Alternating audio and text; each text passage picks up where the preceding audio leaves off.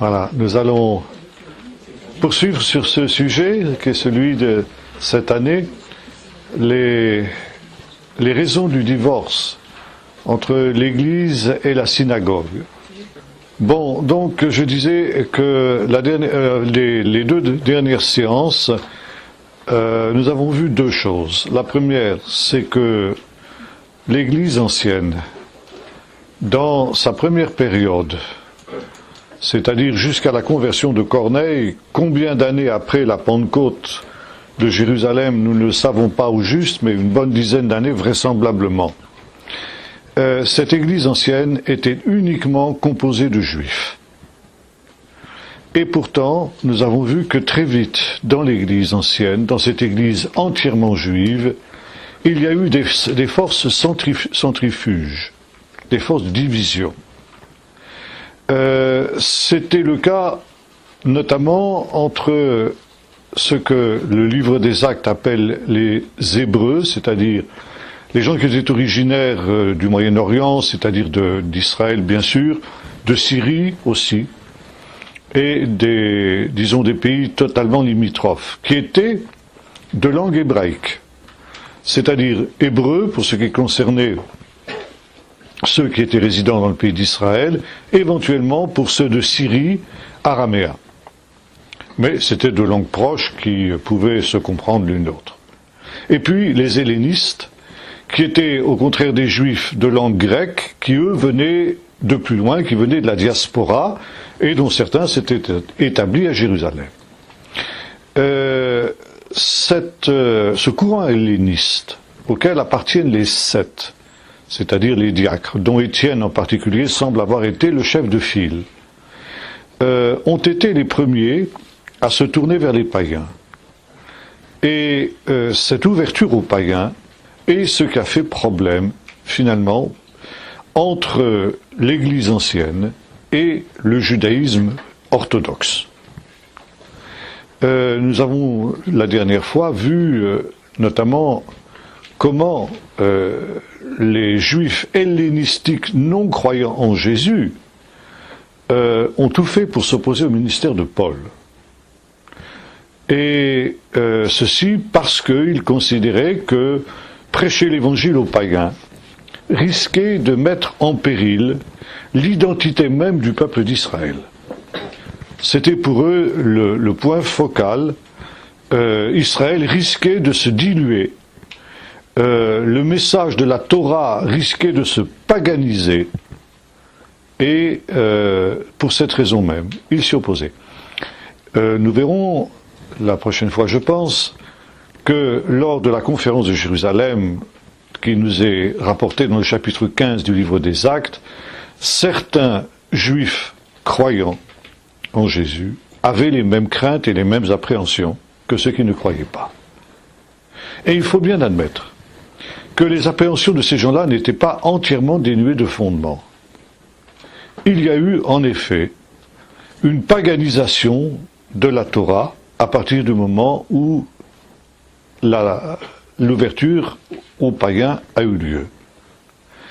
Et c'est justement cette paganisation de l'Évangile qui a entraîné cette rupture dont nous pouvons entrevoir les prémices dans cette division initiale de ce texte des Actes, cette querelle au sujet des veuves des hellénistes et des Hébreux, les veuves des hellénistes qui étaient donc délaissées dans le partage des tables qui avaient lieu chaque jour. C'était un incident mineur peut-être, mais lourd de conséquences, puisque c'est cette réalité qui a entraîné cette rupture. Je voudrais maintenant, ce soir, que nous parlions de cette ouverture aux païens. Cette ouverture aux païens, comment s'est-elle produite ? Est-ce que c'était un jeu des circonstances, ou bien est-ce que c'était quelque chose qui entrait véritablement dans le plan de Dieu ? Ça, c'est la question essentielle. Il faut revenir à Jésus lui-même d'abord. Jésus prêchait l'évangile, ou encore la bonne nouvelle. L'évangile de Matthieu, qui est le plus juif de tous les évangiles, résume de cette manière le ministère de Jésus. Jésus parcourait les villes et les villages de la Galilée, prêchant la bonne nouvelle, évangélion en grec, donc l'évangile, et guérissant tous ceux qui étaient sous l'empire du diable. Cette bonne nouvelle, bien sûr, elle était limitée aux Juifs. D'où vient cette expression bonne nouvelle, évangile? D'un texte de Ésaïe 52. Un texte qui est un texte fondamental, parce qu'il résume justement ce qu'était le ministère de Jésus. C'est au verset, pardon, ça c'est 52, voilà. C'est au verset 7. Ésaïe 52, verset 7. Qu'ils sont beaux sur les montagnes, raglés à Mévasser. Le messager, les pieds du messager de bonne nouvelle, qui publie la paix. Le messager de bonne nouvelle qui publie le salut, qui dit à Sion, ton Dieu règne pour toujours. Et lorsque les évangélistes nous disent que Jésus prêchait l'évangile, c'est une manière de dire qu'il était ce messager de bonne nouvelle, qui avait été prophétisé par Ésaïe dans le texte que nous avons lu. Cette bonne nouvelle, elle avait trois aspects, selon ce que nous dit ici le prophète. Mévasser Tov, celui qui annonce le bonheur. Mashmiya Shalom, celui qui annonce la paix. Et celui qui dit à Sion, ton Dieu règne. Qu'est-ce que la bonne nouvelle que le messager envoyé par Dieu, ce messager qui vient sur les montagnes, ça veut dire qu'il s'empresse de courir. Pourquoi ses pieds sont-ils beaux? Parce qu'il court pour annoncer une bonne nouvelle. À l'époque, évidemment, il n'y avait pas d'Internet. Il n'y avait même pas de téléphone. Et quand on avait une bonne nouvelle à communiquer, par exemple une victoire qui avait été remportée, ou parfois même une mauvaise nouvelle, ça pouvait être une défaite, on envoyait un messager qui était le porteur de cette bonne nouvelle. Vous avez plusieurs exemples de ce type-là dans la Bible. Et lorsqu'il était porteur d'une bonne nouvelle, ce messager, il s'empressait, il courait le plus vite qu'il pouvait pour pouvoir annoncer cette bonne nouvelle. De telle sorte que ceux auxquels elle était destinée, cette bonne nouvelle, puissent se réjouir avec lui. Et par conséquent, ici, le messager envoyé par Dieu à Sion se hâte autant qu'il le peut pour publier cette bonne nouvelle. Et quelle est cette bonne nouvelle? Ton Dieu règne. Ton Dieu règne pour toujours. Et il n'est pas étonnant que dans les évangiles, il nous soit dit que Jésus proclamait la bonne nouvelle du royaume. La prédication de Jésus ne concernait pas l'Église. Dans les évangiles, les 4 évangiles, vous ne trouverez que 2 fois le mot Église. Et tous les 2 dans l'évangile de Matthieu. Le texte du chapitre 16, où Jésus déclare à Pierre, sur cette pierre je bâtirai mon Église, c'est la première fois que ce texte apparaît. Cette expression Église apparaît. Et la deuxième fois, c'est lorsqu'il est question de la répréhension fraternelle. Si ton frère qui mérite d'être repris a fait fi de tous les avertissements qui lui ont été donnés, dis-le à l'Église. En dehors de ces 2 cas, vous ne trouverez nulle part dans les évangiles l'expression l'Église. Par contre, vous trouverez des dizaines de fois l'expression le royaume. Jésus parcourait les villes et les villages de Galilée, annonçant la bonne nouvelle du royaume. Quelle était cette bonne nouvelle? Le royaume de Dieu s'est approché. Et par conséquent, croyez à cette bonne nouvelle. Repentez-vous, parce qu'effectivement, la proximité du royaume exige que l'on réponde à cette bonne nouvelle par la repentance et croyez à cette bonne nouvelle, à savoir que le royaume de Dieu, ou le règne de Dieu, on peut traduire des deux manières, c'est le même mot en grec, le mot basileia, croyez à cette bonne nouvelle, à savoir que le royaume de Dieu s'est approché de vous et que le royaume de Dieu a fait irruption au milieu de vous. Là, il nous faudrait évidemment toute une étude très serrée de l'évangile de Matthieu. On a appelé, non sans raison, l'évangile de Matthieu l'évangile du royaume. Parce que Matthieu est de tous les évangélistes celui qui met le plus en évidence cette prédication du royaume qui était celle de Jésus. Et le royaume de Dieu, c'est quoi finalement? Bon, ça demanderait de longs développements. J'en ai déjà parlé. Donc ici, Jésus proclamait le royaume. Et ce royaume, c'était le fait que Dieu venait pour régner sur Israël.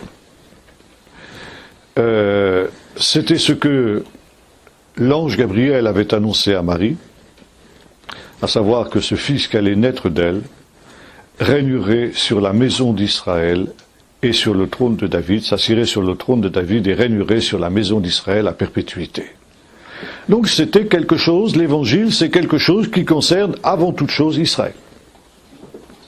Et c'est la raison pour laquelle le ministère de Jésus était uniquement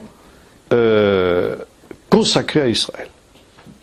Parce que cette bonne nouvelle du royaume, ton Dieu règne, ça concerne en premier lieu et en premier chef Israël.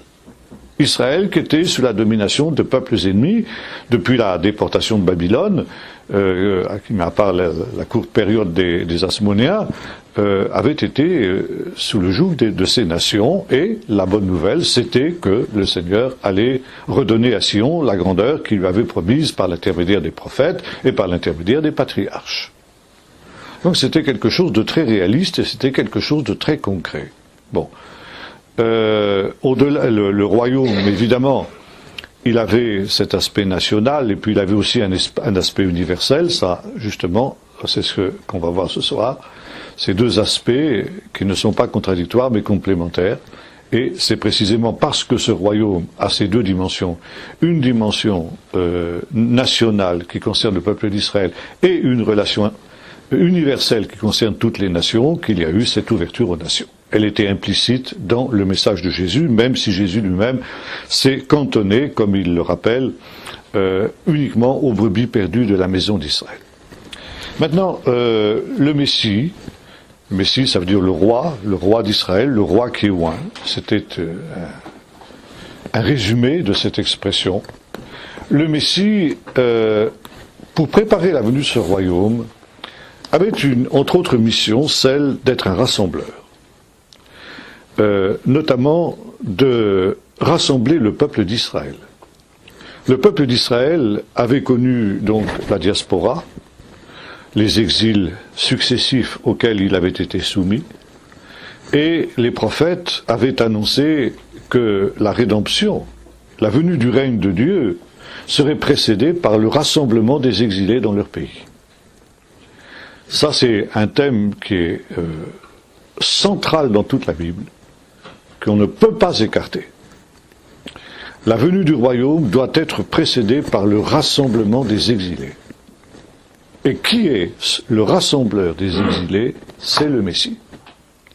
C'est autour de lui que les dispersés d'Israël et ceux des 10 tribus vont se rassembler au dernier jour pour que le Messie, ce Messie rassembleur, puisse ensuite régner sur un Israël réunifié. Le prophète Jérémie a développé ce thème aussi d'une manière très profonde, au travers d'images auxquelles il était habitué, parce que le prophète Jérémie, comme David, était berger de profession. Et Jérémie va prendre beaucoup d'images tirées justement du métier de berger. Et notamment, il va comparer l'exil d'Israël, ou plutôt Israël en exil, en diaspora, à un troupeau de brebis dispersées. Et à un troupeau qui a abandonné son berger, c'est-à-dire Dieu.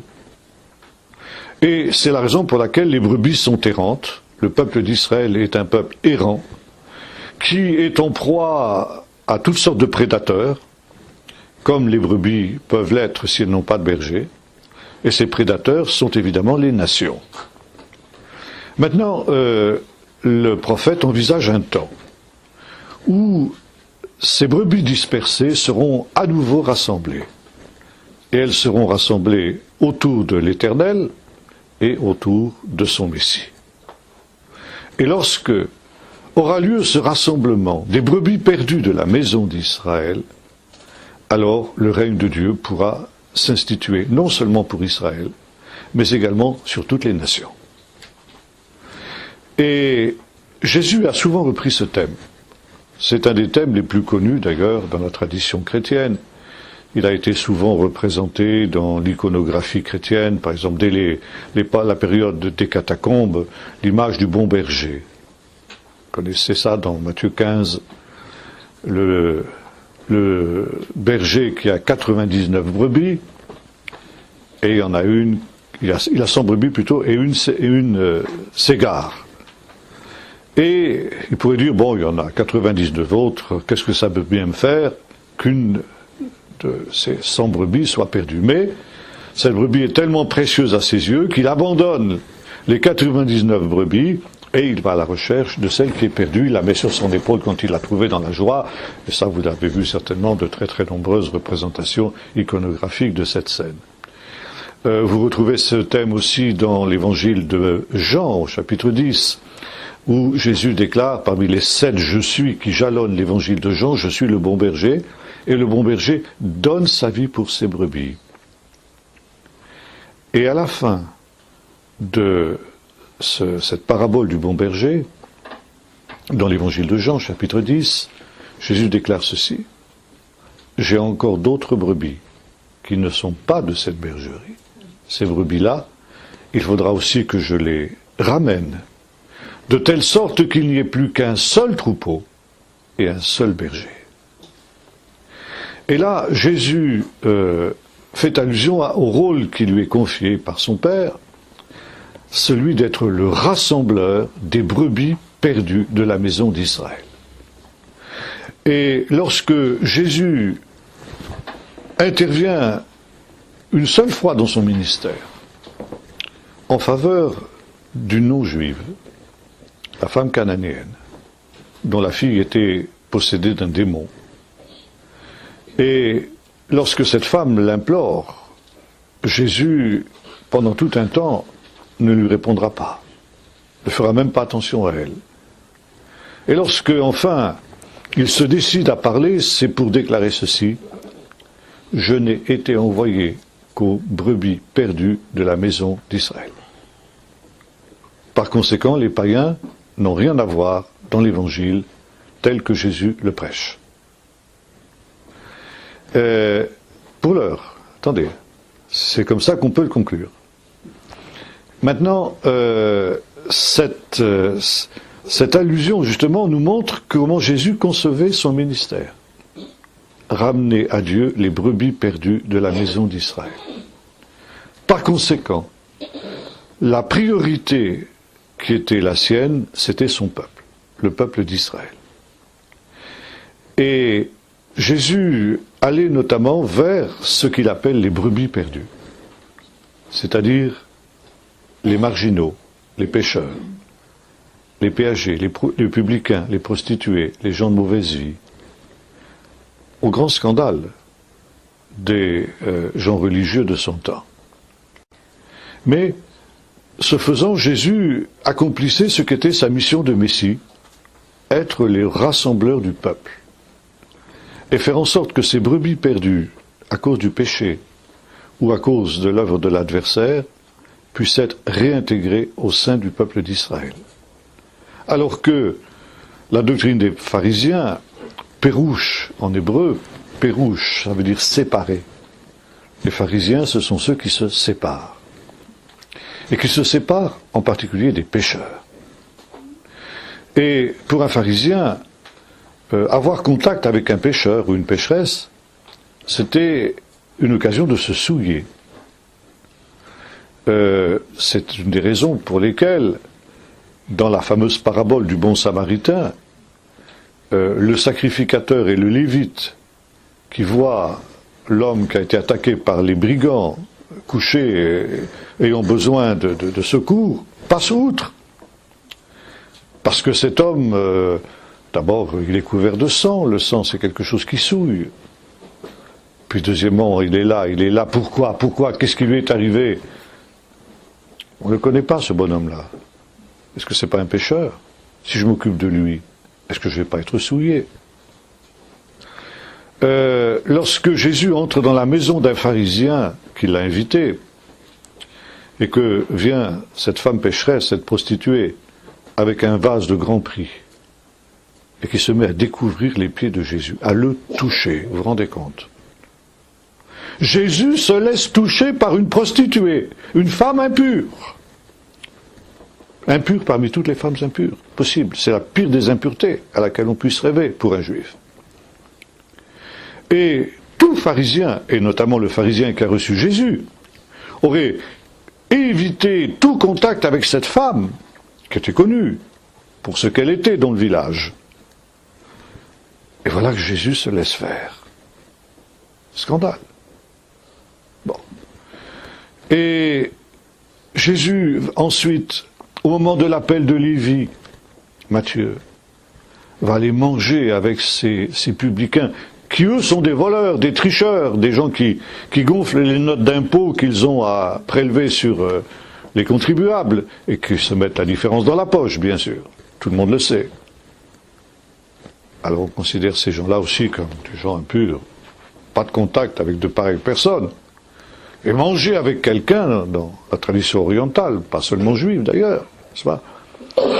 C'est avoir une communion profonde avec cette personne-là. Jésus mange avec des pécheurs. Et non seulement il mange avec eux, mais en plus de ça, il fait bombance. C'est pas...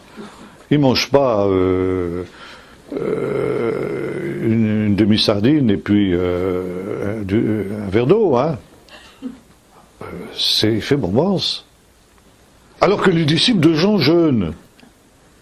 Et ça aussi, c'est un scandale. Et quand on lui fait le reproche, je dis, mais c'est normal. Ce pas les bien portants qui ont besoin du médecin, mais c'est les malades. Je ne suis pas venu appeler les justes, mais les pécheurs à la repentance. Et cette idée d'un rassemblement autour de Jésus, de tous ces marginaux du peuple d'Israël, parce que finalement, ces pécheurs étaient devenus marginaux par rapport au peuple d'Israël, exclus par la communauté des justes, entre guillemets. Alors, Jésus, justement, vient pour les réintégrer au sein de la communauté d'Israël, leur rendre leur place, leur rendre leur dignité. Et c'est comme, pour lui, aller chercher ces brebis perdues de la maison d'Israël pour les ramener dans la bergerie du Seigneur. Maintenant, il y a un autre texte fort intéressant que nous trouvons également dans l'évangile de Jean, au chapitre 11. On va le lire, où le Sanhédrin s'est rassemblé in abstentia après la résurrection de Lazare, le plus grand des miracles qu'a fait Jésus, pour finalement aboutir à une sentence de mort. Et voici ce que dit à ce sujet le souverain sacrificateur Caïphe. Qu'allons-nous faire? Chapitre 11, verset 48. Car cet homme fait beaucoup de miracles. Si nous le laissons faire, écoutez bien ça, c'est très important, tous croiront en lui. Le peuple d'Israël a rejeté Jésus, paraît-il. Paraît-il. Qu'est-ce qui est écrit ici?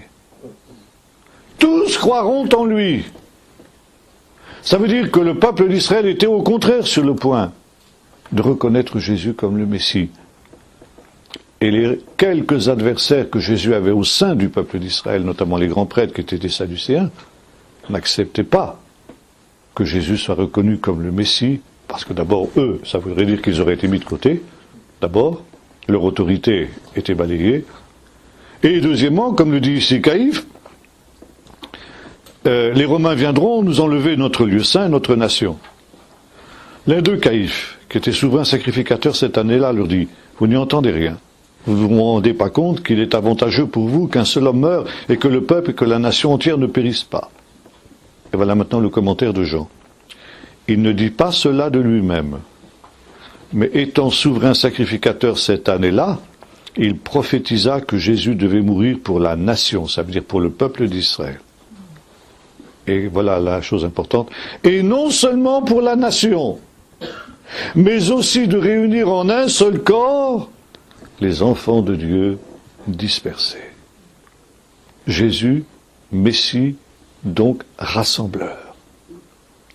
Rassembleur d'abord de la nation d'Israël, et ce rassemblement devait avoir lieu par sa mort, cette mort qui est prophétisée ici, à son insu d'ailleurs, par Caïphe parce qu'il est grand prêtre, et que bien que étant un grand prêtre pourri jusqu'à la garde, sa fonction de grand prêtre fait que de temps en temps quand même l'Esprit Saint est sur lui.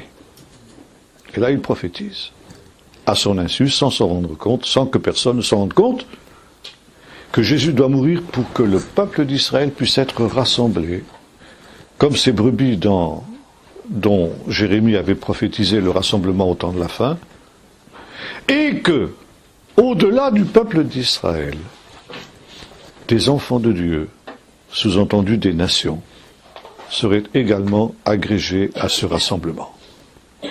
Donc déjà ici, pour Jean, il y a cette ouverture aux nations. Et voyez-vous, parce que Jésus était le rassembleur, il ne pouvait pas appartenir à un courant marginal du judaïsme, notamment au courant essénien.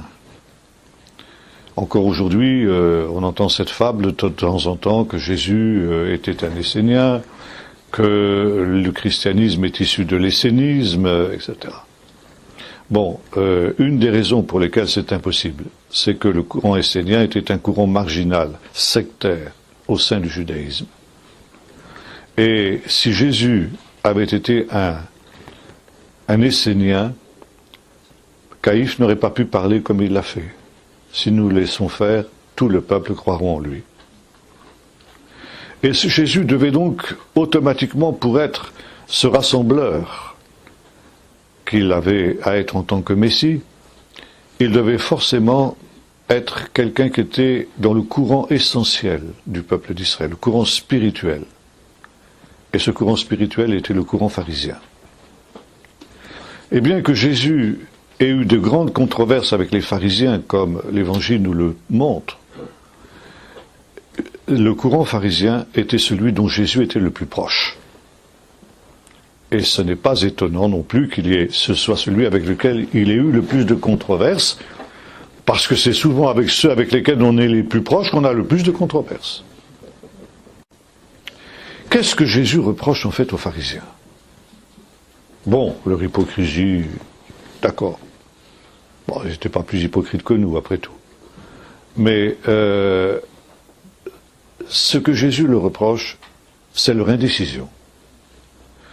Comme il le dira, à une occasion, ils sont assis dans la chair de Moïse. Ça veut dire qu'ils ont autorité, une autorité spirituelle sur tout le peuple. Ils n'étaient pas très nombreux, les pharisiens, à l'époque de Jésus, quelques milliers seulement.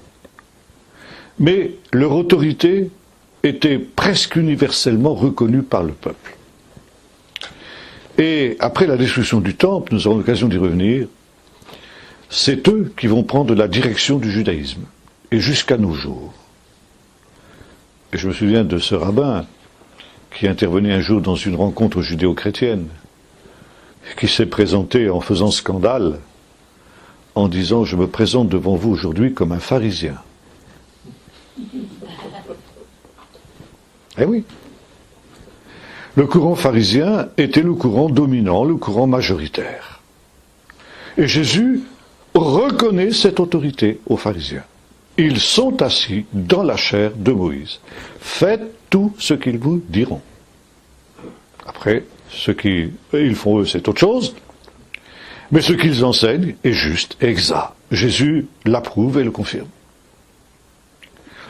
Et Jésus a essayé de se faire reconnaître par le Messie comme les pharisiens, par les pharisiens.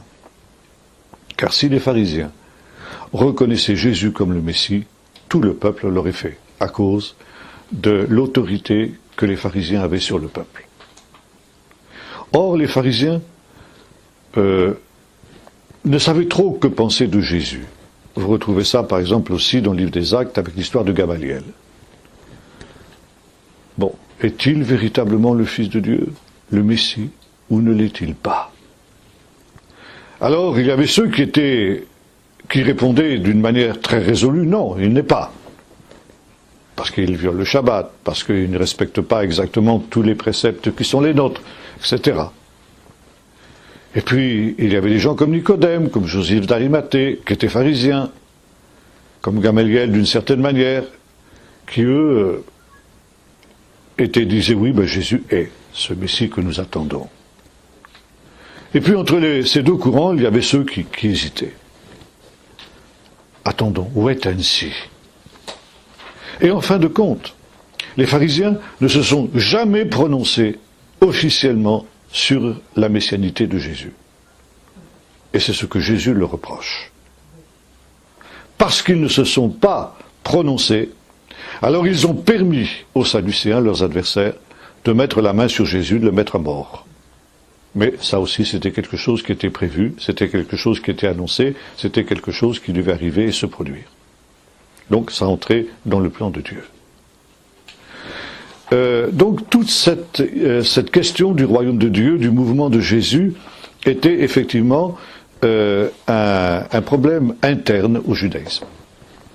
Maintenant, revenons à la position qu'avait Jésus à l'endroit des païens, des non-juifs. Nous avons vu que, mis à part la cananéenne, aussi les questions de Grecs qui étaient venus adorer pendant la fête, qui ont voulu voir Jésus. Le texte de Jean ne nous dit pas si Jésus a répondu positivement ou non à cette demande de ces Grecs. Est-ce qu'il les a reçus, ou est-ce qu'il leur a fait dire, cette parole que Jean nous rapporte, l'heure est venue où le Fils de l'homme doit être glorifié. Donc, quoi qu'il en soit, Jésus a eu peu de contact avec les non-juifs, qui étaient pourtant nombreux au sein du peuple d'Israël à cette époque-là. Les Grecs, les non-juifs, les Grecs ou les Syriens, comme on les appelait, constituaient une minorité importante au sein de la population de l'État d'Israël de l'époque, un peu comme les Arabes le sont aujourd'hui dans l'État d'Israël moderne. C'est à peu près le même problème. Et il y avait à peu près les mêmes problèmes. Entre eux, il y avait des conflits, des inimitiés très fortes, qui allaient parfois jusqu'à des rixes et puis des morts. Et la grande révolte contre les Romains, qui a éclaté en 66 après Jésus-Christ, a éclaté à Césarée, capitale politique de la Judée, à l'occasion d'une rixe qui avait éclaté dans une synagogue à l'occasion de la fête de Pâques. Et l'émeute a gagné toute la ville de Césarée, et de Césarée, elle s'est répandue à Jérusalem, et ça a été le déclenchement de la révolte. Mais, au départ, c'était un conflit entre juifs et grecs. Juifs et non-juifs, si vous préférez. Jésus avait constamment affaire avec des non-juifs. Bien sûr, il en rencontrait à chaque pas, comme tous les juifs de son temps, mais, semble-t-il, comme faisaient les autres juifs, Jésus évitait d'avoir des contacts avec eux. Un juif pieux évitait d'avoir un contact avec un non-juif. Parce que, non pas simplement pour des questions nationalistes ou raciales ou tout ce que vous voudrez, mais parce que un juif ne pouvait pas se souiller avec un païen. Un païen était un individu dont on ne connaissait pas la vie privée. Tout ce qu'on savait des païens, c'est qu'ils n'avaient pas la Torah. Ils étaient la plupart d'entre eux idolâtres, déjà ça suffisait pour faire d'eux des exclus, des parias, et en même temps, ils vivaient dans l'immoralité, dans l'impureté, et un des péchés que l'on reprochait le plus aux païens, c'était le péché d'homosexualité. On ne savait pas comment vivaient ces païens, donc tout païen était en puissance un débauché ou un homosexuel. Et avoir contact avec un individu de ce type-là, c'était risquer de se souiller sans même en avoir conscience. Et l'aile la plus extrémiste du judaïsme de l'époque interdisait même qu'un juif n'entre dans la maison d'un païen pour éviter de contracter cette impureté rituelle due à la mauvaise conduite des païens. Qu'est-ce qui s'était passé dans cette maison? On ne sait pas.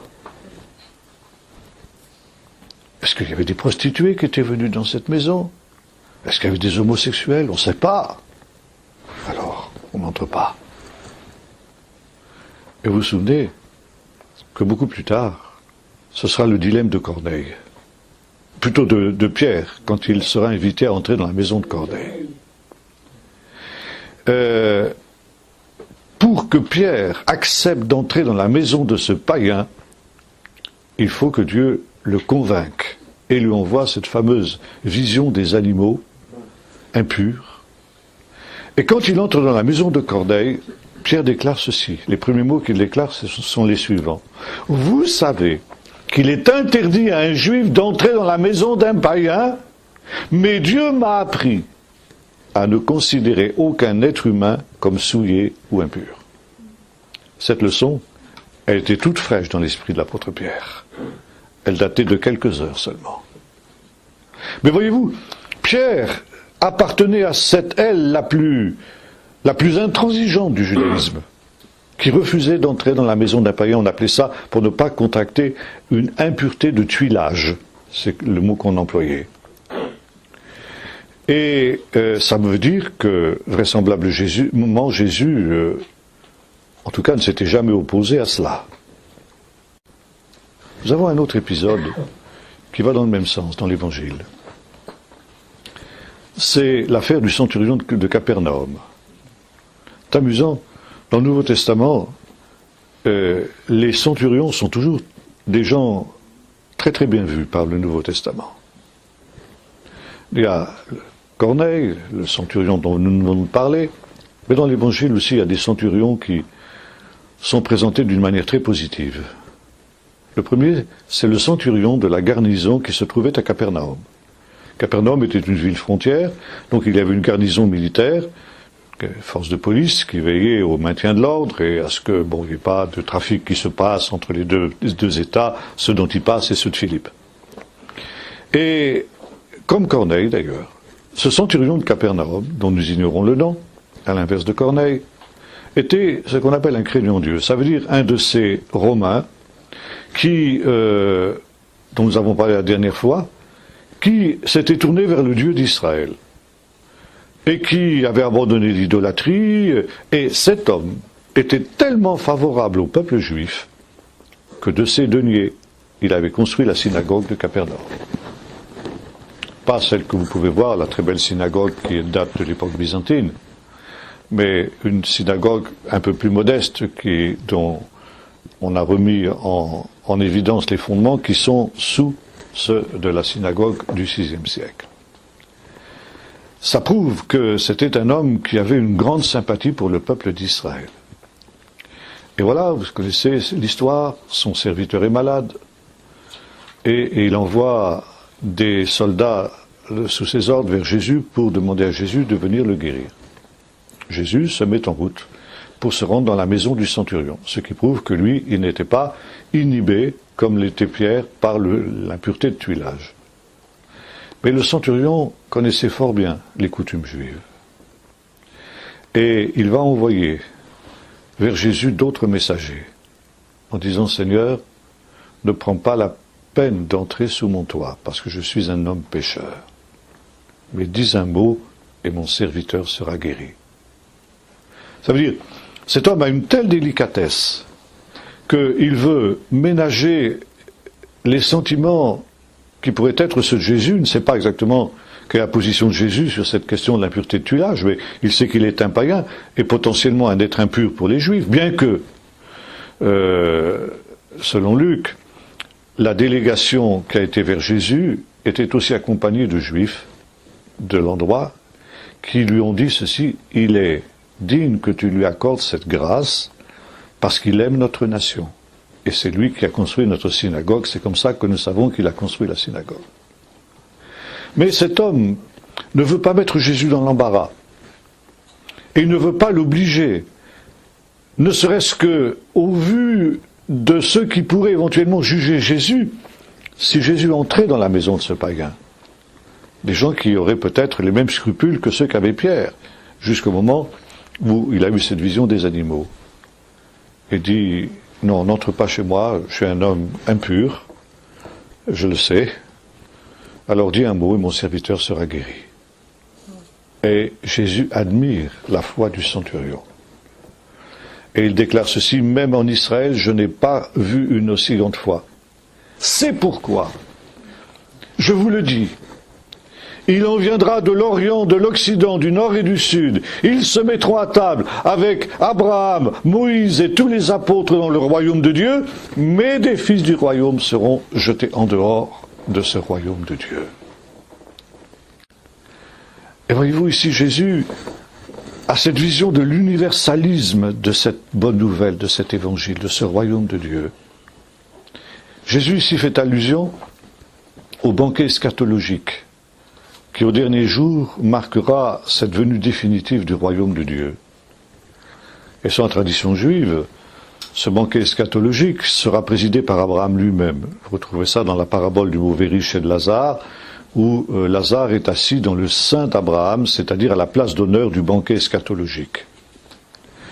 Et le Seigneur dit, contrairement à ce que certains juifs un peu étroits d'esprit peuvent penser, il en viendra de l'Orient, de l'Occident, du Nord et du Sud. Et Jésus fait allusion au psaume 107. Il cite le psaume 107 dans ce texte. Psaume 107 qui dit ceci, « Béni soit le Seigneur de ce qu'il a rassemblé son peuple, de l'Est, de l'Ouest, du Nord et du Sud. » Et ensuite, le psaume détaille ce rassemblement des derniers jours. Le Messie est le rassembleur, nous avons vu, le rassembleur du peuple d'Israël. Et ce que Jésus dit par cette petite parabole, c'est que quant au dernier jour, il rassemblera le peuple d'Israël dans le royaume de Dieu pour qu'il participe à ce festin messianique selon ce que les prophètes et les psaumes ont annoncé, eh bien il y aura aussi des païens qui auront part à ce royaume de Dieu. Alors que, au scandale, des Juifs, eux, seront jetés dehors. Alors on a souvent utilisé cette parabole dans la fameuse théologie de la substitution, en disant, le peuple d'Israël va être rejeté, et ce sont les païens, l'église des païens, qui va le remplacer. Jésus ne dit pas cela du tout, ne serait-ce que parce que Abraham, Moïse et les prophètes, c'est quoi, c'est des païens? Non, c'est des juifs. Mais un certain nombre de juifs seront retranchés. Et là, il y a une des raisons majeures aussi de l'hostilité que ces milieux un peu étroits qu'il y a dans l'aile la plus exigeante du pharisaïsme vont être amenés à rejeter Jésus. C'est que Jésus, justement, a cette ouverture vis-à-vis des païens. Il annonce cette ouverture vis-à-vis des païens. Bon, Jésus, dans d'autres textes, ne semble pas avoir une estime extraordinaire pour les païens. Dans le Sermon sur la montagne, ils s'imaginent qu'à force de paroles, leurs prières seront exaucées. Et il invite ses auditeurs à ne pas les imiter dans ce domaine. Il nous dit ailleurs que, on l'a cité tout à l'heure, si ton frère ne t'écoute pas, s'il n'écoute pas les témoins, qu'il soit pour toi comme un païen. Ça veut dire, ou un publicain, un pécheur, un exclu.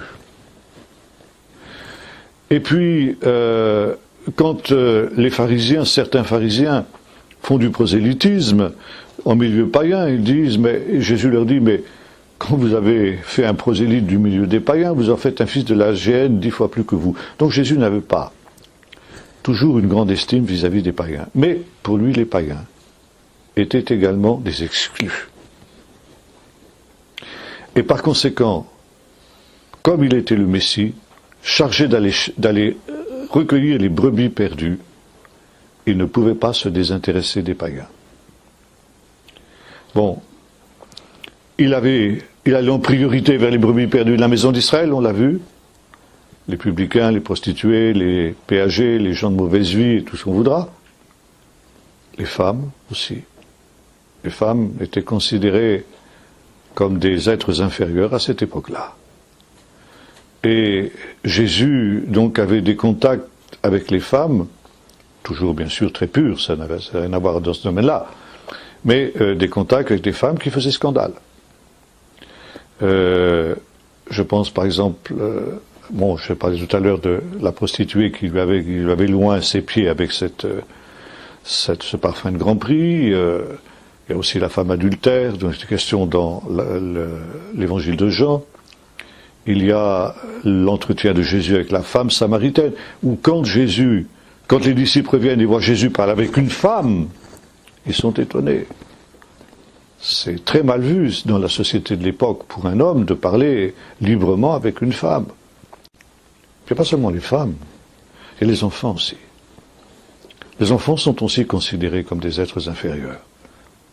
Et lorsque des mamans veulent amener leur enfant vers Jésus pour qu'il les bénisse, les disciples les repoussent. C'est pas possible. Et Jésus va accueillir les enfants. Jésus va bénir les enfants. Parce que les enfants appartiennent aussi à cette catégorie de gens qui sont un peu marginalisés dans la société de l'époque. Et Jésus a cet enseignement paradoxal. Les derniers seront les premiers. Les publicains, les prostituées, les gens de mauvaise vie vous devanceront dans le royaume de Dieu, vous les justes. Les enfants vous devanceront dans le royaume de Dieu. Il faut que vous deveniez comme de petits enfants si vous voulez entrer dans le royaume de Dieu.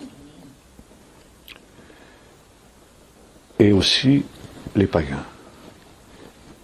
Les païens auront part au royaume de Dieu. Et il y a un certain nombre de textes où nous voyons cet intérêt, plutôt un intérêt qui n'est pas immédiat, parce qu'encore une fois, Jésus sait que lui-même n'ira pas vers les païens, mais il sait que son message ira vers les païens. Et c'est le cas, par exemple, dans le chapitre 4 de l'évangile de Luc, où il est question du ministère de Jésus dans la synagogue de Nazareth. D'abord, Jésus est bien accueilli.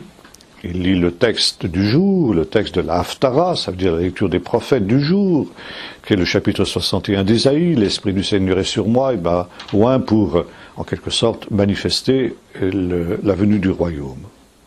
Ça se résume à ça. Et il nous est dit que tout s'était suspendu à ses lèvres à cause des paroles de grâce qui sortaient de sa bouche. Donc, première réaction de l'assistance, elle est positive, elle est favorable. Et Jésus dit ceci. Je vous le dis en vérité, il y avait de nombreux lépreux en Israël à l'époque d'Élisée. Et qui fut guéri, si ce n'est Naaman le Syrien? Il y avait de nombreuses veuves en Israël à l'époque d'Élie, mais vers laquelle se rendit Élie, si ce n'est vers cette veuve de Sarepta, à laquelle Dieu fit grâce. Et les gens de Nazareth comprennent ce que Jésus veut dire. Exactement ce que nous avons dit tout à l'heure. Les païens vous devanceront dans le royaume de Dieu. Nazareth est une petite ville qui est à la frontière de ces deux populations que sont la population juive et la population grecque. Il y a un parallèle étonnant entre la situation politique actuelle d'Israël et la situation politique de l'époque de Jésus. Encore aujourd'hui, la Galilée est composée à 50% de juifs et 50% d'arabes. Les deux populations sont à peu près équivalentes. Et le problème, chacun essaie justement de devenir la majorité. Et à l'époque de Jésus, c'était la même chose. La Galilée était une région dans laquelle il y avait de nombreux païens. C'est pourquoi il est dit d'ailleurs « Galilée des païens ». Ça veut dire que les païens étaient quasiment les plus nombreux à l'époque de Jésus en Galilée. Et il y avait comme aujourd'hui des espèces d'implantations, des colons qui venaient s'établir dans cette région de Galilée pour y constituer une majorité juive et faire en sorte que la Galilée soit bel et bien une terre juive. Et Nazareth était un de ces postes avancés, à côté d'une grande ville romaine qui était Tsipori. Et quand, vous comprenez, ces gens qui sont à la pointe d'un combat politique pour faire en sorte que la Galilée appartienne à Israël, quand ils entendent Jésus leur dire que c'est ces païens contre lesquels ils sont en guerre, en conflit, les devanceront dans le royaume de Dieu, ça c'est plus qu'ils ne peuvent en supporter. Et c'est la raison du retournement de ces gens contre Jésus qui va risquer la mort à cette occasion-là. Mais Jésus, dès le début de son ministère, entrevoit le fait que les païens devanceront son propre peuple dans le royaume de Dieu. Deux autres paroles de Jésus vont dans le même sens, toujours dans l'évangile de Matthieu. Lorsque Jésus fait des reproches aux villes dans lesquelles il a fait ses miracles, Chorazine, Bethsaïda et Capernaum, Jésus dit ceci: malheur à toi, Chorazine, malheur à toi, Bethsaïda. Car si les miracles qui avaient été faits au milieu de toi l'avaient été faits dans Tyr et dans Sidon, ville pécheresse, il y a longtemps qu'elle se serait repentie avec le sac et la cendre. Et toi, Capernaum, seras-tu élevé jusqu'au ciel? Non, tu seras abaissé jusqu'au séjour des morts, car si les miracles qui avaient été faits au milieu de toi l'avaient été dans Sodome, elle se serait repentie aujourd'hui. C'est pourquoi au jour du jugement, Tyr et Sidon seront jugés moins sévèrement que vous. Jésus, ici, laisse entendre d'une manière très claire que cette parole et ces miracles qu'il a fait au milieu de son peuple, en priorité, iront aussi un jour vers les païens. Et que ces païens aussi devanceront le peuple d'Israël dans le royaume de Dieu. Et il ajoute ensuite ceci: la reine du Midi se lèvera au jour du jugement avec ceux de cette génération et la condamnera. Car elle vint des extrémités de la terre pour voir la sagesse de Salomon, et il y a ici plus que Salomon. Et les hommes de Ninive se lèveront au jour du jugement avec cette génération et la condamneront, car ils se sont repentis à la prédication de Jonas. Et pourtant, il y a ici plus que Jonas. Jésus a envié Jonas, parce que Jonas a eu du succès. Un succès qu'il n'aura pas lui, et il le sait. Et pourquoi Jonas a-t-il eu ce succès? Parce qu'il a été envoyé vers des païens. Les païens ont été plus ouverts, plus accessibles au message de Jonas que ne l'aurait été le peuple d'Israël, et comme il l'a été vis-à-vis des autres prophètes qui ont été envoyés vers lui. Et Jésus a su qu'un jour, les païens seraient aussi amenés à en être les premiers dans le royaume de Dieu. Et ça, c'est quelque chose de tout à fait important. J'ai parlé des centurions aussi, il en viendra de l'Orient, de l'Occident, de la parabole tout à l'heure. Il y a un autre texte aussi dans les discours apocalyptiques que fait Jésus sur le mont des Oliviers, Matthieu 24, où Jésus, parlant de son retour, déclare ceci: il faut que d'abord cette bonne nouvelle soit annoncée dans le monde entier, alors seulement viendra la fin. Là, Jésus a dit d'une manière très claire que l'évangile serait répandu aux nations avant que ne vienne le royaume de Dieu. Et nous retrouvons cela aussi à la fin de l'évangile de Matthieu. L'évangile de Matthieu se termine par une théophanie, une apparition de Jésus ressuscité à un grand nombre de ses disciples auxquels il a donné rendez-vous sur la montagne. Il y a dans l'évangile de Matthieu une montagne qui n'est pas située du tout géographiquement, mais qui est une montagne spirituelle en quelque sorte, en même temps qu'une montagne très matérielle, que les lecteurs de l'époque de Matthieu connaissaient, que nous ne connaissons plus, même si on la montre aujourd'hui avec les distances de Capernaum, on l'appelle la montagne des béatitudes. C'est celle-là ou c'est pas celle-là, j'en sais rien, peu importe. Quoi qu'il en soit, il donne rendez-vous sur la montagne. Et là, Jésus leur apparaît ressuscité et il leur dit cette parole que vous connaissez tous, nos frères anglo-saxons appellent ça la grande commission, allez dans le monde entier, prêchez la bonne nouvelle à toute la création. Là, Jésus est ressuscité, son œuvre a été accomplie, il est mort et ressuscité. Alors maintenant, ce qui avait été annoncé par les prophètes et ce qui avait été annoncé par la prophétie de Caïphe peut s'accomplir. Jésus peut rassembler en un seul corps tous les enfants de Dieu dispersés et dispersés jusqu'aux extrémités de la terre.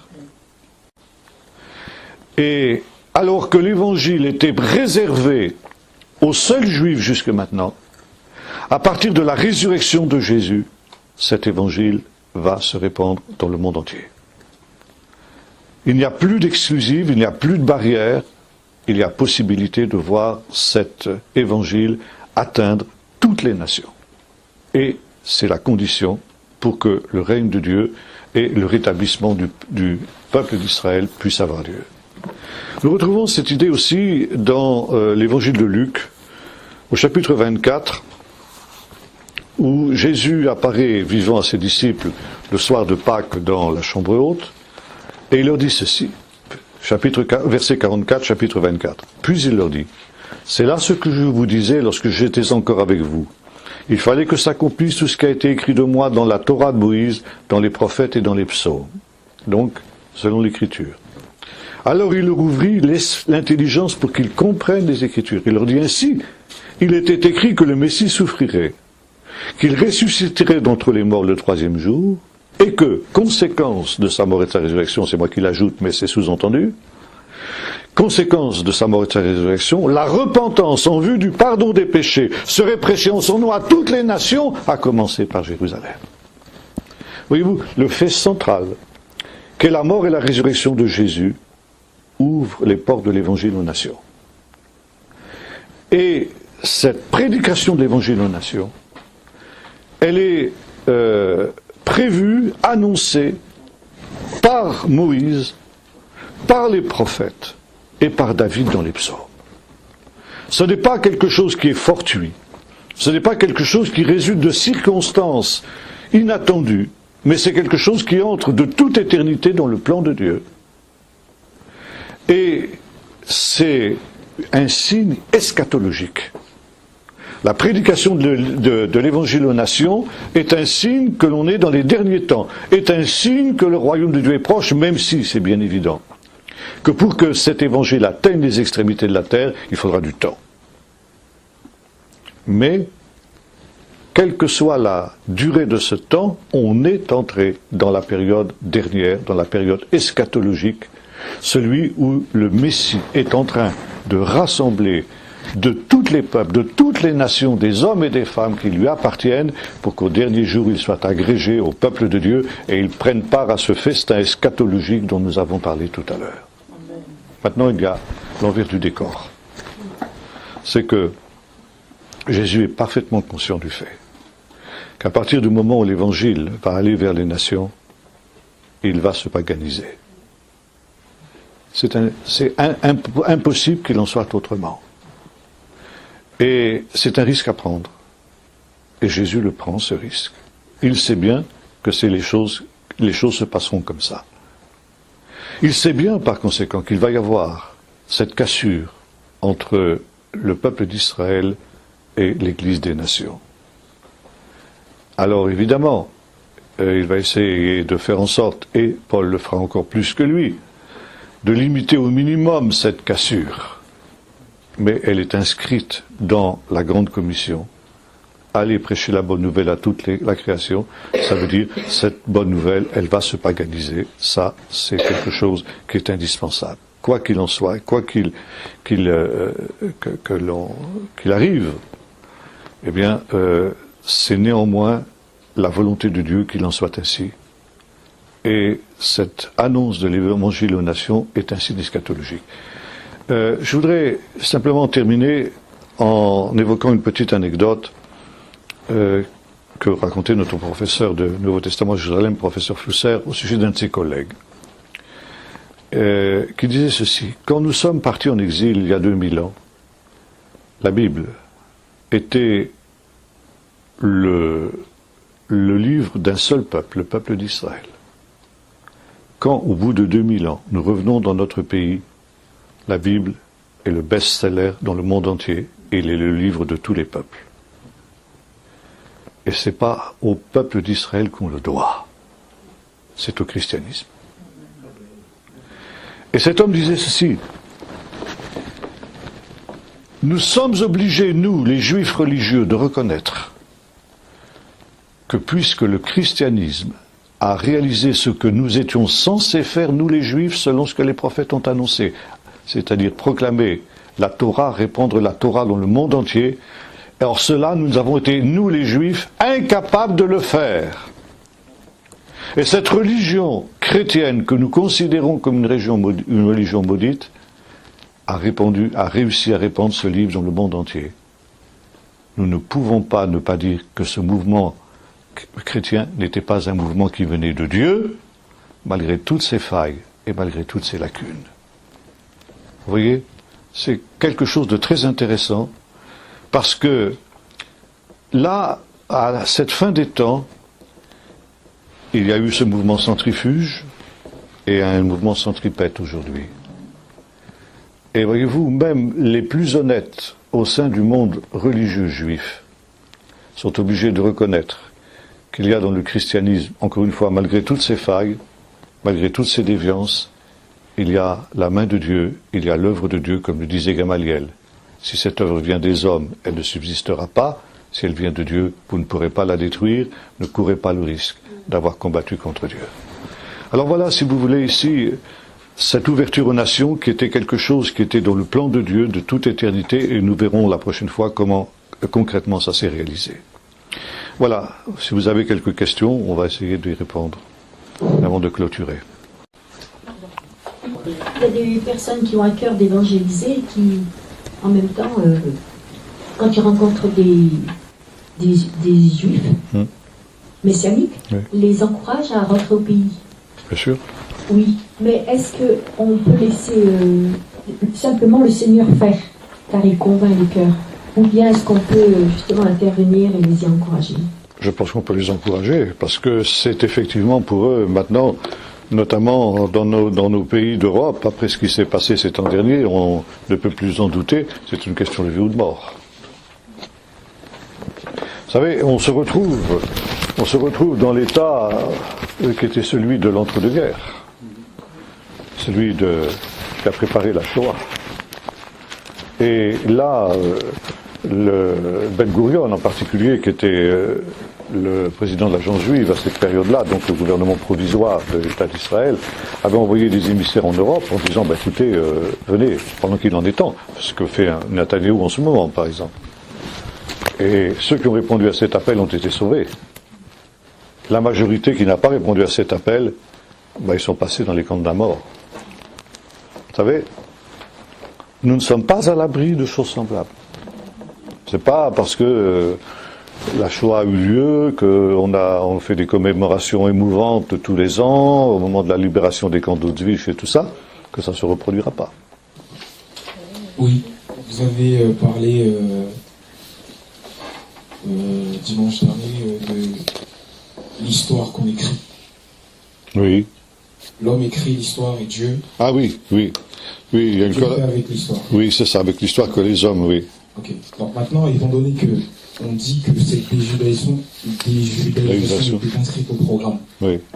Bon, Dieu savait qu'elle aurait lieu, c'est ça que ça veut dire. Ça ne veut pas dire que Dieu l'a voulu. Ouais, ça veut dire qu'elle était le corollaire obligé du fait de l'expansion de l'évangile aux nations, quoi. Bon, prenez un exemple très simple. La Bible a été écrite en hébreu. Bien. Les évangiles aussi vraisemblablement au commencement. Bon. Et jusqu'à aujourd'hui, les Juifs la lisent en hébreu. Mais quand il a fallu répandre l'évangile aux nations, on a bien été obligé de la traduire dans les langues des nations. Or, dans la caste des traducteurs à laquelle j'appartiens, on a un slogan qui est caricatural, mais qui, comme toutes les caricatures, comprend une part de vérité. Traduire, c'est trahir.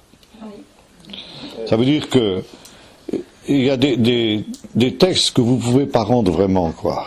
On est obligé de... Par exemple, on a parlé déjà en ce temps de ce mot polithéia, qui est un des mots clés du vocabulaire paulinien pour comprendre la relation entre juifs et chrétiens. On n'a pas d'équivalent en français de ce mot. Alors on traduit par des approximations. Gens de la maison de Dieu, concitoyens des saints, et des trucs comme ça. Par contre, les Anglais ont l'avantage d'avoir un mot qui correspond exactement à ça, Commonwealth. On l'a pas en français. Vous voyez ? Alors, automatiquement, déjà, ne serait-ce que par ce moyen-là, bon, on ne peut pas obliger tous les païens, tous les non-juifs à apprendre l'hébreu et le grec. C'est pas possible. On est bien obligé de traduire. Et on est bien obligé de trahir. Vous voyez, si vous comprenez ce que je veux dire. Bon, maintenant, je pense que le plan de Dieu est en train de se réaliser aussi. C'est que maintenant, il y a un mouvement centripète, ça veut dire un mouvement de retour. De retour vers les sources, vers les racines. C'est ce que nous essayons de faire ici, d'ailleurs. Oui. Vous avez parlé de paganisation de la Torah. Oui. Je n'ai pas très bien compris à quoi ça correspond concrètement. Qu'est-ce que ça veut dire? Comment est-ce que la Torah... Une déjudaïsation de la Torah. Ça veut dire, si vous voulez, l'influence... Bon, on aura l'occasion de revoir ça, mais j'anticipe un petit peu. Par exemple, à partir du début du IIe siècle, quand les païens sont devenus majoritaires dans l'Église, on a cessé de s'intéresser à toute la tradition juive. Or, le Nouveau Testament, j'ai eu le privilège extraordinaire de l'étudier avec un professeur juif à Jérusalem. Et il m'a appris deux choses.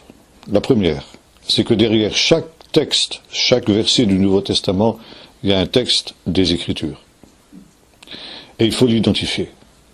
Par exemple, je parlais hier à Strasbourg sur donc le psaume 22, où donc Jésus dit mon Dieu, pourquoi m'as-tu abandonné, et qui se termine par cette expression étrange, même en hébreu, louez-le les nations, qui a ça, car il a fait, car il a agi.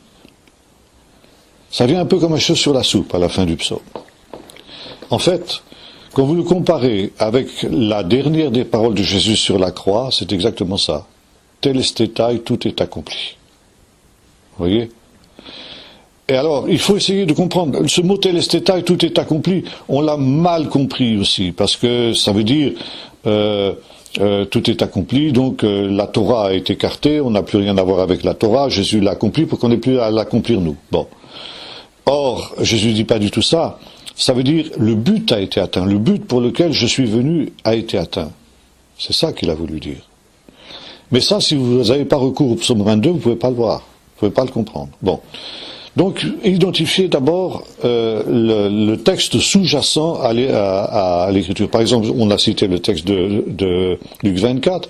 Voilà ce qui est écrit de moi dans la Torah de Moïse, dans les prophètes et dans les psaumes. Alors, il faudrait toute une étude biblique, que je ne vais pas faire ce soir, bien sûr, pour voir dans quel texte de ces trois parties de l'écriture il est dit que les nations seront évangélisées au dernier jour.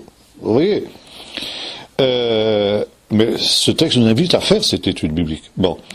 Et quand on a identifié le texte de l'Écriture qui est sous-jacent à notre verset du Nouveau Testament, il faut se demander comment, à l'époque de Jésus, on le comprenait.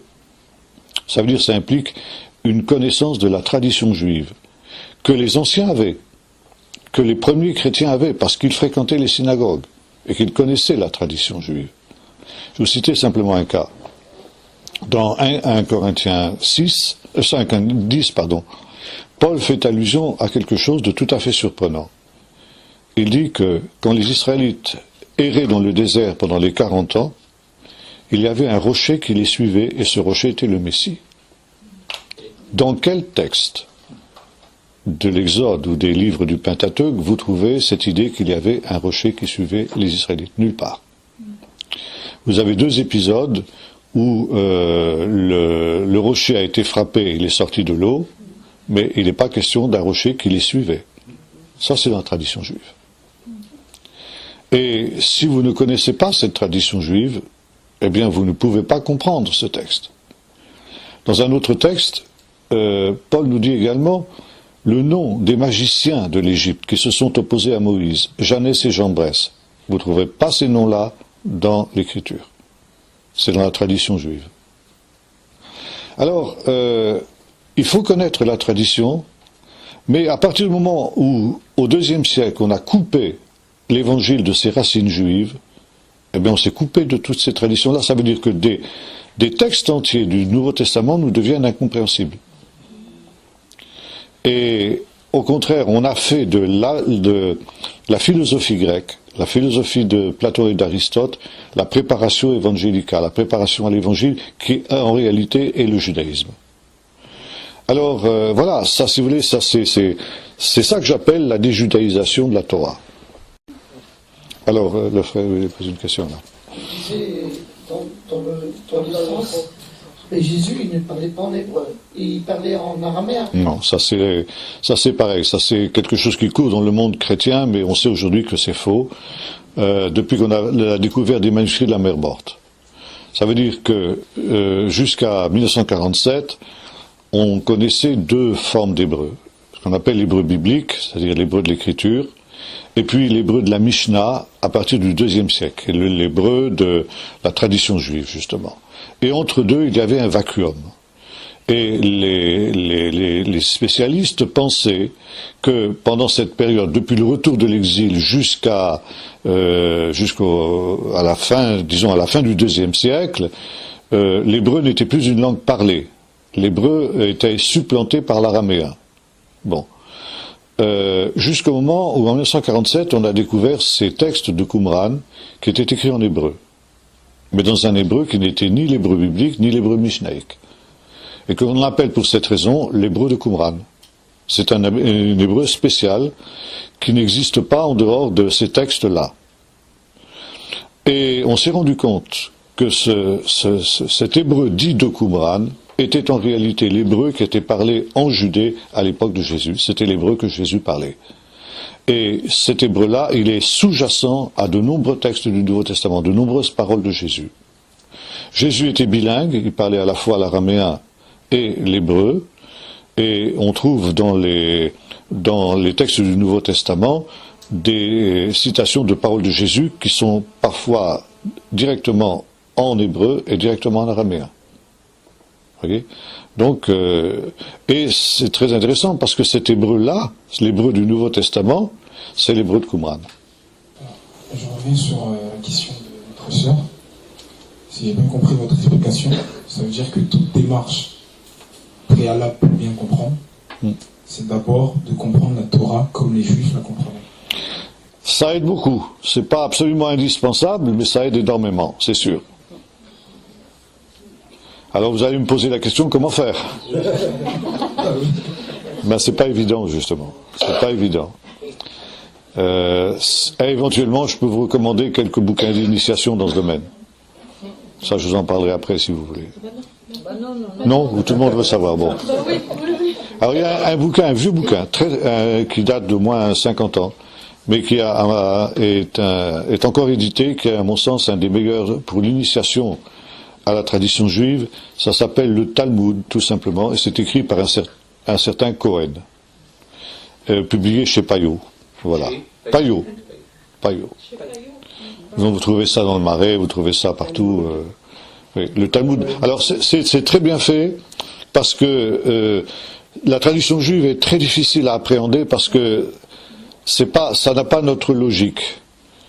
On passe du coq à l'âne constamment. Donc, si vous voulez, il faut pratiquement voyager dans tout l'ensemble du Talmud pour pouvoir avoir une idée un peu claire de tel point, de telle doctrine. Cohen, lui, il a fait ce travail. Ça veut dire qu'il a rassemblé les différents textes par thème. Ça veut dire que ça commence par doctrine de Dieu. Qu'est-ce que le Talmud pense de Dieu? Et vous avez les citations. Doctrine de l'écriture. La Torah, qu'est-ce que c'est que la Torah? Bon. Qu'est-ce que c'est que le Shabbat? Qu'est-ce que c'est que le Messie? Vous avez un chapitre formidablement intéressant sur le Messie. Le Messie dans la tradition juive.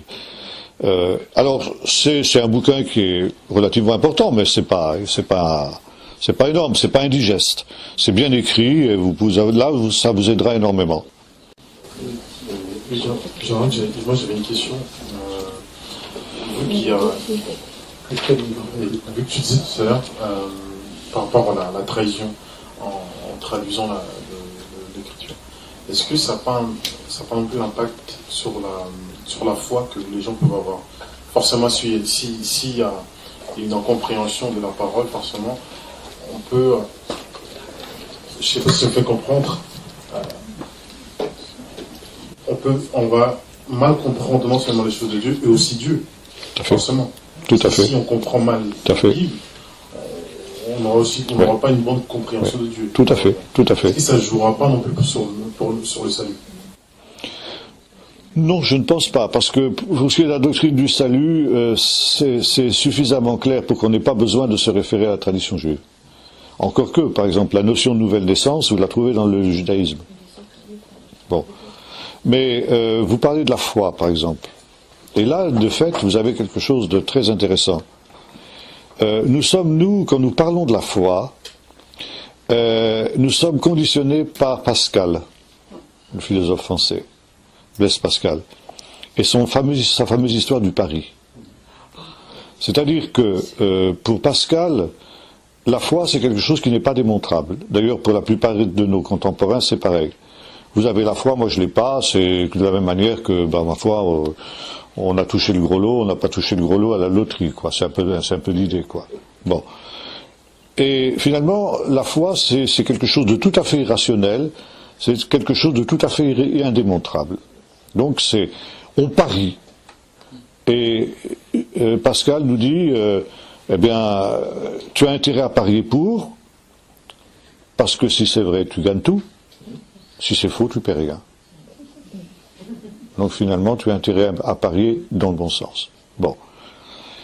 En fait, ça c'est un juif de l'époque de Jésus, un chrétien juif, ça l'aurait fait bondir, cette histoire-là. Parce que la foi, c'est pas quelque chose d'irrationnel. C'est tout à fait au contraire. C'est exactement le contraire de ça. Et même dans le langage courant, quand on dira par exemple, j'ai vu ceci, j'ai vu cela, etc. Tu en es sûr? Je crois. Ah, tu crois. D'accord. Voilà. Donc c'est subjectif. Or la foi, pour un juif, c'est objectif. Et vous savez comment ça se dit la foi? Vous le savez, en hébreu. Tous les chrétiens connaissent le mot foi en hébreu. C'est le mot amen. Amen. Et vous savez ce que ça veut dire amen au départ? Ça veut dire c'est solide, c'est du costaud. C'est ça que ça veut dire. On peut s'appuyer dessus. Et vous avez ça dans l'Épître aux Hébreux.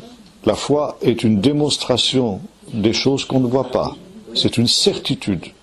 C'est pas une imagination. Ah, tu crois? Oui, je crois. Mais donc, ah, t'es pas sûr. Donc si tu crois, c'est donc que tu n'es pas sûr. Si. Je suis sûr. Quelle perversion. Eh oui, c'est une perversion énorme. Et ça, il faut revenir au mot hébreu. Et qu'est-ce que nous disons quand nous disons amen à une prière ou quelque chose, disons, c'est vrai, je sais que c'est vrai, j'affirme que ce qui vient d'être dit, c'est vrai. C'est ça? Oui, amen. Voilà. Alors vous voyez, c'est vrai que ça nous joue des tours énormes. Parce que là, on revient à ce que disait notre sœur tout à l'heure, nous avons cette occidentalisation de la Torah. Vous voyez, qui est due simplement à notre histoire, parce qu'il y a eu un Blaise Pascal etc. Et puis voilà, oui, il y a eu Descartes, il y a eu tout ça, bon. Ouais. Bien, une dernière question. Oui. Traduction, trahison, donc vous avez vous-même travaillé à une traduction de la Bible. 2 traductions. Est-ce que c'est la dernière version de la seconde, ou bien est-ce que... Ah, elle n'est pas encore sortie, ma dernière traduction. Elle est en cours. Elle est à venir. Elle est à venir, oui. C'est un collectif ou bien vous travaillez tout seul? On était 2 et pas bien gros en plus. Donc il faut encore patienter. Oui, il faut encore patienter, oui. Et aujourd'hui, qu'est-ce que vous pensez de la nouvelle traduction de la Bible seconde? Du mal. Beaucoup de mal. C'est pour ça qu'on a fait cette autre traduction-là, parce que on s'est rendu compte que les chrétiens, et notamment les jeunes générations, risquaient de ne plus avoir un texte fiable. Alors, je ne prétends pas, trop oui. Mais il faut quand même vous dépêcher parce qu'on entend dire dans les milieux éclairés que bientôt la Bible étant considérée comme homophobe, elle va être interdite. Ah ben ça alors là, ah oui, vous me l'apprenez, mais ça m'étonnerait pas plus que, oui, ça m'étonnerait pas. Bien, on va s'arrêter là pour ce soir si vous voulez bien. Oui. Les évangiles ont été écrits en hébreu. Oui. Totalement. Non. Oui, enfin peut-être, on ne sait pas trop. En tout cas, les paroles de Jésus, oui. Les paroles de Jésus, oui. Par exemple, l'expression des béatitudes, pauvres en esprit, ce qui ne veut rien dire en français, et ce qui ne veut rien dire en grec non plus. Par contre, en hébreu, et en hébreu de Qumran, on a retrouvé cette expression dans les textes de Qumran. Anié roar. Ça veut dire des gens qui sont sans prétention, qui sont conscients de leurs limites et qui ne cherchent pas à aller au-delà de leurs limites. C'est ça que ça veut dire. C'est un hébraïsme.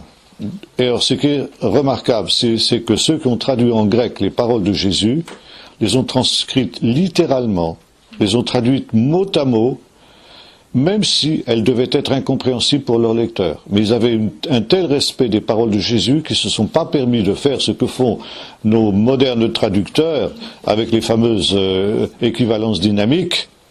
Ça veut dire de rendre en français moderne ce qui a été dit en grec ancien ou en hébreu ancien. Stupide. Et Chouraki, est-ce que c'est bon? Chouraki, c'est très bon. Le seul problème, c'est que c'est pas du français, c'est du chourakisme. Mais enfin, ça mis à part, c'est très bon, oui.